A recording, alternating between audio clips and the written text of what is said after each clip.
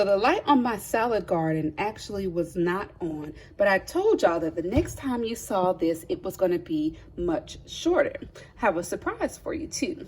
So I was doing the cutting from the most outer leaves and not the haircut method, but my lovely husband was finishing dinner while I was upstairs the other night with our little one, and we hadn't really discussed the pruning method or the harvesting method that we were going to have for these harvests.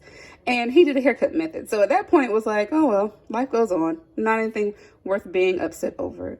A side note, I realized too, being parents now just has us way more lax with things. I could say my husband has always been low key, but for me as a mom, and a first time mom too, I'm one of those ones where I've been an aunt several times. So some stuff I'm just like, my little one's doing this.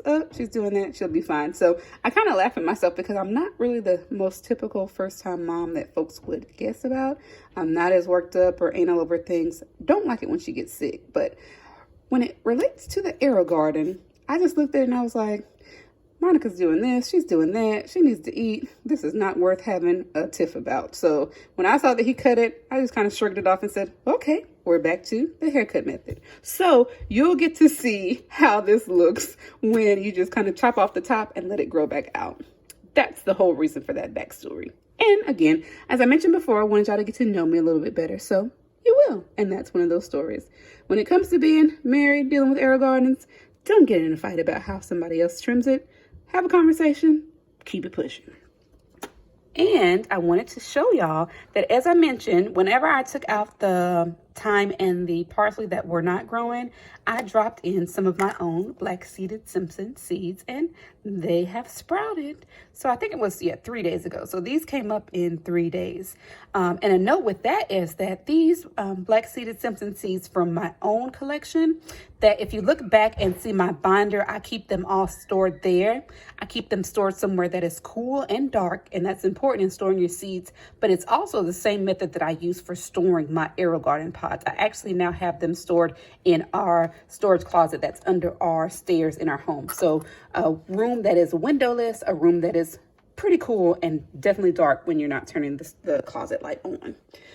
But I'm excited now because we're going to have all of these growing at once. And I actually, too, in the AeroGardens that are in my office, I put in, I think, about at least 6 or 8 pods of the lettuce. Because what I want to be able to do, what I told my husband, is to have some successive AeroGarden crops. And what that means is that when you do successive crops, or just crops that are planted kind of like a week or two after one another, that means that whenever I'm harvesting this and growing this, let's say I use this for 1 week and harvest from it, the others, once I get them grown up and established, I harvest from a different garden every week. And that way I'm able to keep them up, keep them growing, minimize shock with my plants, and keep us with a steady supply of lettuce. So I actually have like Amazon Foods or Whole Foods delivery coming tomorrow with some heads of romaine lettuce and things like that. But I am hoping that that will be my last time ordering them from Amazon. Another reason that I was even